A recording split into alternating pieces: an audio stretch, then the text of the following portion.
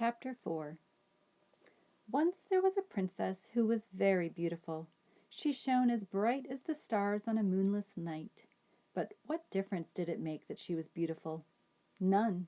No difference. Why did it make no difference? Asked Abilene.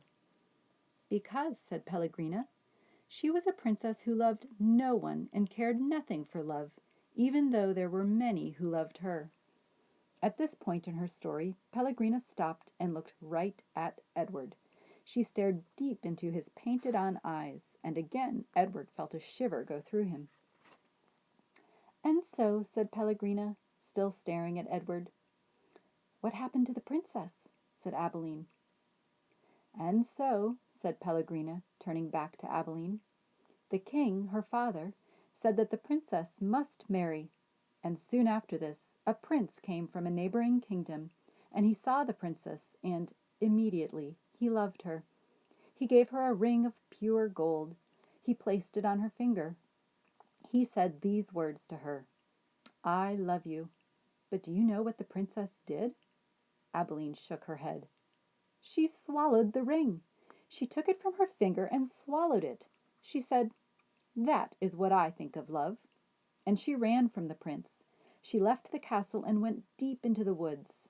And so—" "And so what?" said Abilene. "What happened then?" "And so the princess became lost in the woods. She wandered for many days. Finally she came to a little hut, and she knocked on the door. She said, 'Let me in, I'm cold.' There was no answer. She knocked again. She said, 'Let me in, I am hungry.' A terrible voice answered her. The voice said, 'Enter if you must.' The beautiful princess entered, and as she saw a witch sitting at a table counting pieces of gold. 3,622, said the witch. 'I am lost,' said the beautiful princess. 'What of it?' said the witch. 3,623. 'I am hungry,' said the princess. 'Not my concern,' said the witch. 3,624. 'But I am a beautiful princess,' said the princess. 3,625, replied the witch. 'My father,' said the princess, is a powerful king. You must help me or there will be consequences.' 'Consequences?' said the witch. She looked up from her gold. She stared at the princess. 'You dare talk to me of consequences? Very well, then, we will speak of consequences. Tell me the name of the one you love.' 'Love?' said the princess. She stamped her foot. 'Why must everyone always speak of love?' 'Whom do you love?' said the witch. 'You must tell me the name.' 'I love no one,' said the princess proudly. 'You disappoint me,' said the witch. She raised her hand and said one word, 'Farthfiggery,' and the beautiful princess was changed into a warthog. 'What have you done to me?' squealed the princess. 'Talk to me of consequences now, will you?' said the witch, and she went back to counting her pieces of gold. 3,626, said the witch, as the warthog princess ran from the hut and out again into the forest. The king's men were in the forest too, and what were they looking for? A beautiful princess. And so when they came upon an ugly warthog, they shot it immediately. Pow! 'No,' said Abilene. 'Yes,' said Pellegrina. The men took the warthog back to the castle, and the cook slit open its belly, and inside it she found a ring of pure gold. There were many hungry people in the castle that night, and all of them were waiting to be fed. So the cook put the ring on her finger and finished butchering the warthog, and the ring that the beautiful princess had swallowed shone on the cook's hand as she did her work. The end. 'The end?' said Abilene indignantly. 'Yes,' said Pellegrina, 'the end.' 'But it can't be.' 'Why can't it be?' 'Because it came too quickly. Because no one is living happily ever after. That's why.' 'Ah, and so,' Pellegrina nodded. She was quiet for a moment. But answer me this. How can a story end happily if there is no love? But, well, it is late, and you must go to sleep. Pellegrina took Edward from Abilene. She put him in his bed and pulled the sheet up to his whiskers. She leaned close to him. She whispered, "You disappoint me." After the old lady left, Edward lay in his small bed and stared up at the ceiling. The story, he thought, had been pointless, but then most stories were. He thought of the princess and how she had become a warthog. How gruesome! How grotesque! What a terrible fate! "Edward," said Abilene, "I love you. I don't care how old I get. I will always love you." Yes, yes, thought Edward. He continued to stare up at the ceiling. He was agitated for some reason that he could not name. He wished that Pellegrina had put him on his side so that he might look at the stars. And then he remembered Pellegrina's description of the beautiful princess. She shone as bright as the stars on a moonless night. For some reason, Edward found comfort in those words, and he repeated them to himself. As bright as the stars on a moonless night. As bright as the stars on a moonless night. Over and over until, at last, the first light of dawn appeared. Chapter 5. The house on Egypt Street became frantic with activity as the Tulane family prepared for their voyage to England.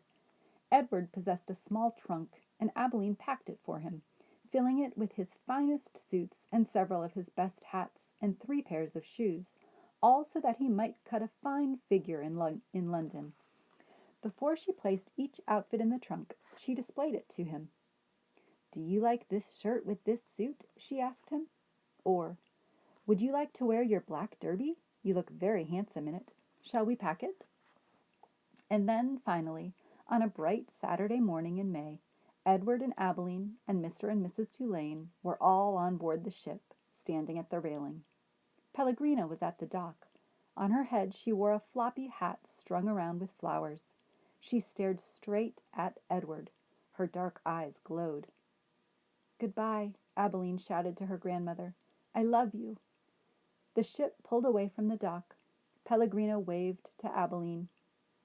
"Goodbye, lady," she called. "Goodbye." Edward felt something damp in his ears. Abilene's tears, he supposed.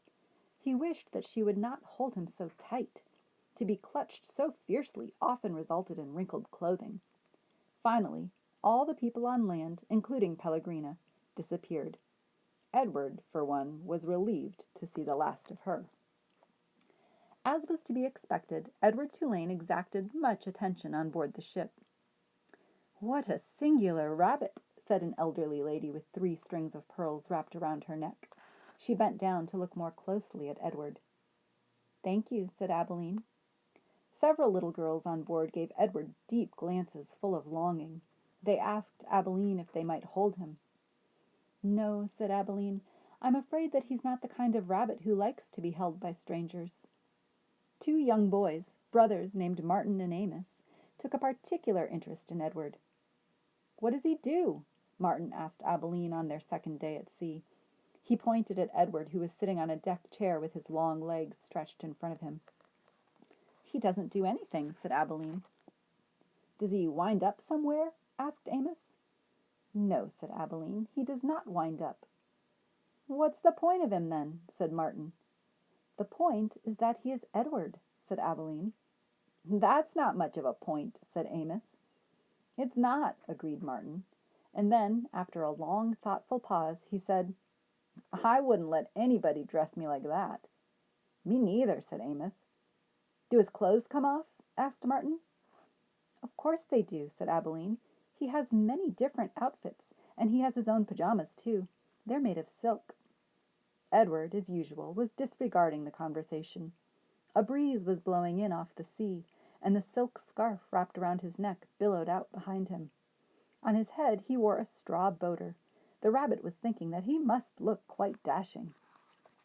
It came as a total surprise to him when he was grabbed off the deck chair and first his scarf and then his jacket and pants were ripped from his body. He heard his pocket watch hit the deck of the ship. And then, held upside down, he watched the watch roll merrily toward Abeline's feet. "Look at him," said Martin. "He's even got underwear." He held Edward aloft so that Amos could see. "Take it off," shouted Amos. "No!" screamed Abeline. Martin removed Edward's underwear. Edward was paying attention now. He was mortified. He was completely naked except for the hat on his head, and the other passengers on board the ship were looking at him, directing curious and embarrassed glances his way. "Give him to me," screamed Abeline. "He's mine." "No," said Amos to Martin. "Give him to me." He clapped his hands together and then held them open. "Toss him," he said.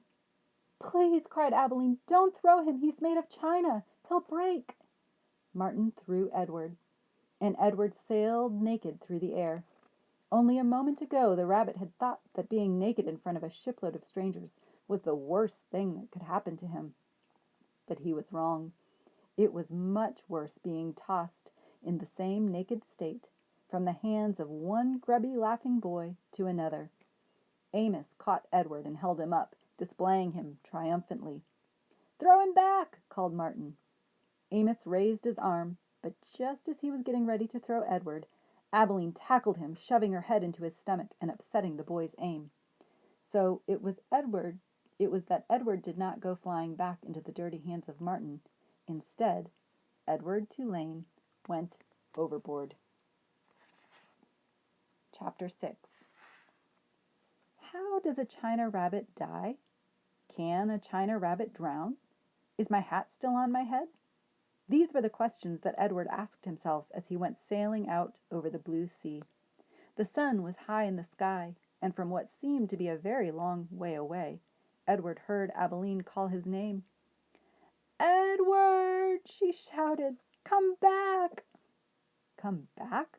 Of all the ridiculous things to shout, thought Edward. As he tumbled, ears over tail, through the air, he managed to catch one last glimpse of Abeline. She was standing on the deck of the ship, holding on to the railing with one hand. In her other hand was a lamp. No, it was a ball of fire. No, Edward realized, it was his gold pocket watch that Abeline held in her hand. She was holding it up high, and it was reflecting the light of the sun. "My pocket watch," he thought. "I need that." And then Abeline disappeared from view, and the rabbit hit the water with such tremendous force that his hat blew off his head. "That answers that question," thought Edward, as he watched the hat dance away on the wind. And then he began to sink. He sank and sank and sank. He kept his eyes open the whole time, not because he was brave, but because he had no choice.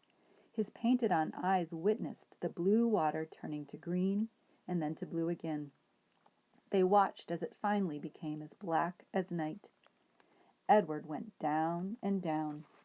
He said to himself, "If I'm going to drown, certainly I would have done so by now." Far above him, the ocean liner, with Abeline aboard it, sailed blithely on, and the China rabbit landed, finally, on the ocean floor, face down, and there, with his head in the muck, he experienced his first genuine and true emotion. Edward Tulane was afraid.